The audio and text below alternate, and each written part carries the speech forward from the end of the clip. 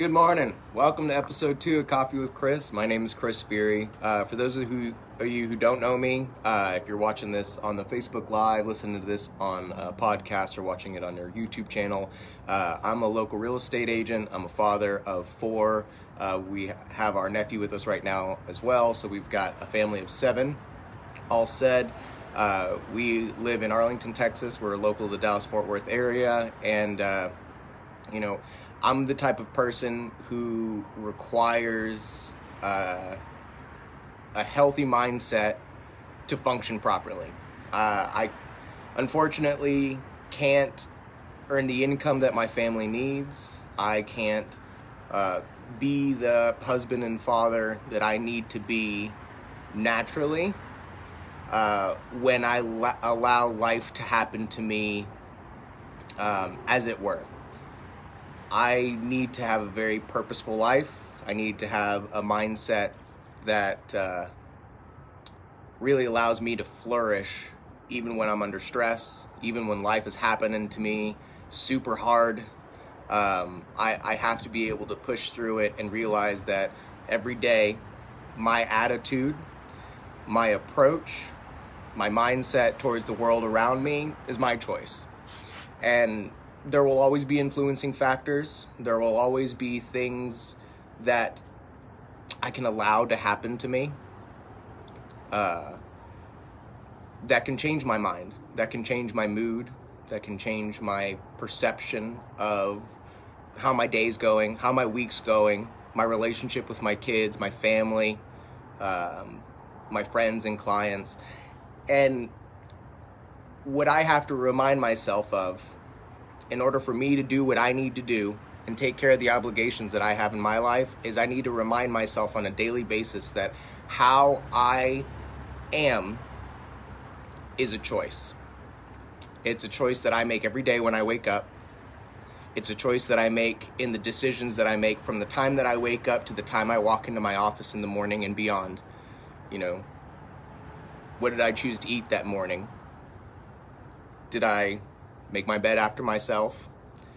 Did I leave a giant mess behind myself as I was preparing myself breakfast or something in the morning? Did I eat some junk food?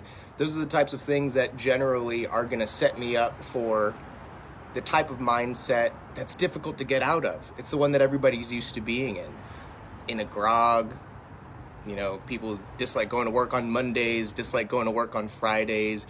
It's hard. You don't want to be there. There's something else you'd rather be doing, instead of embracing the idea that we only get this one go around. If you're not enjoying your day, maybe that's something you're doing. So I thought I'd share with you guys a story that reminds me how every day we make a choice. And generally it's not a bad choice versus a good choice. It's an indifferent choice versus a purposeful choice. And what I mean by that is, most people that feel sad, most people that feel that life is happening to them in some negative way, are generally letting it happen. They're not taking any action during the day, during the week, during any point of their life to make a difference in their daily experience. They're letting life happen at them, to them. And sometimes I forget, me personally, and sometimes I think it's easy for most people to forget, that you can just choose different.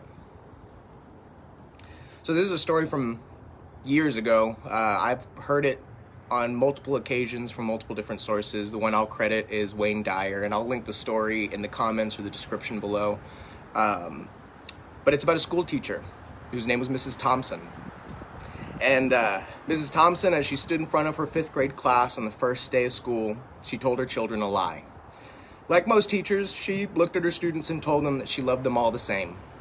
But that simply wasn't true, because there in the front row, slumped in his seat, was a little boy named Teddy Stoddard.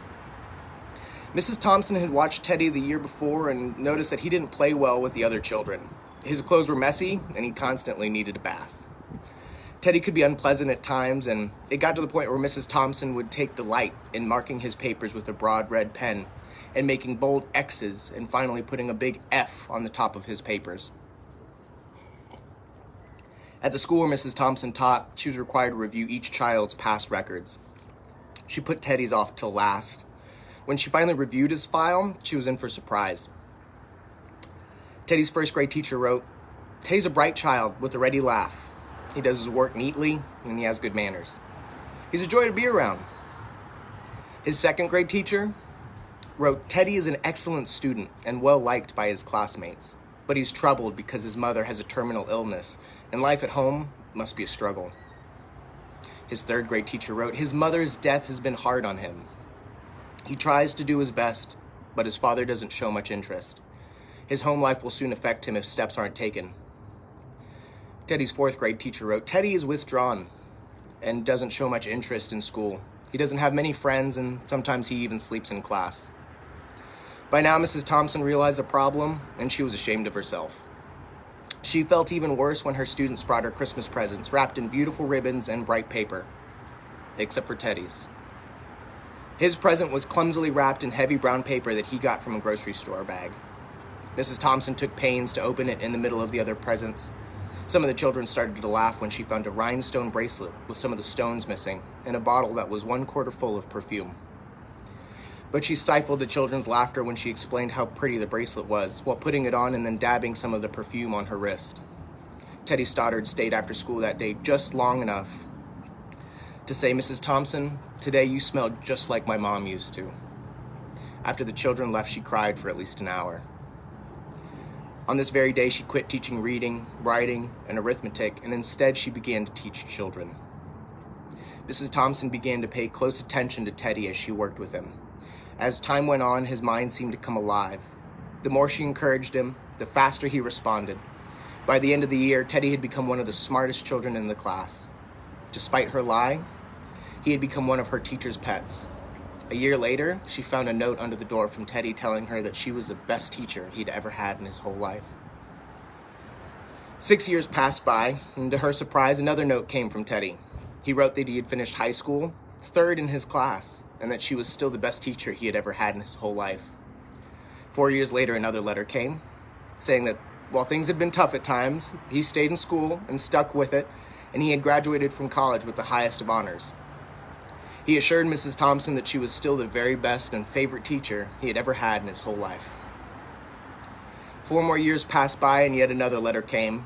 This time he explained that after he got his bachelor's degree, he had decided to go a little further. Again, assuring her that she was still the best and favorite teacher he had ever had.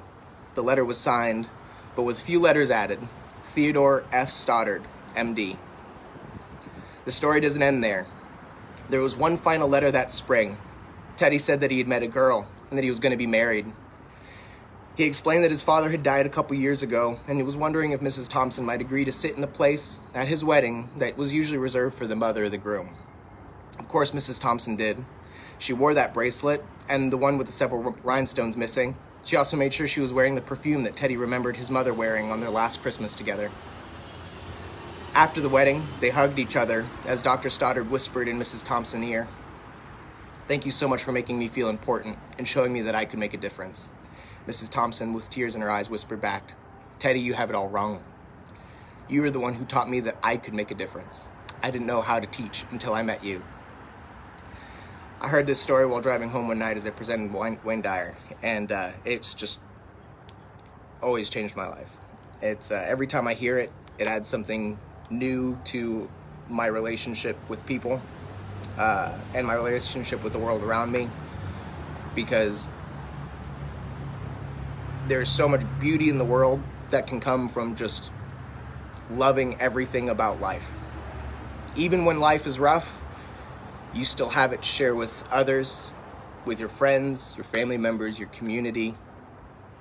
There's so much to be happy about. And I appreciate you guys joining me for episode 2. I'll look forward to bringing another bit of positive messaging for tomorrow. Thank you guys for being here, and we'll talk to you tomorrow.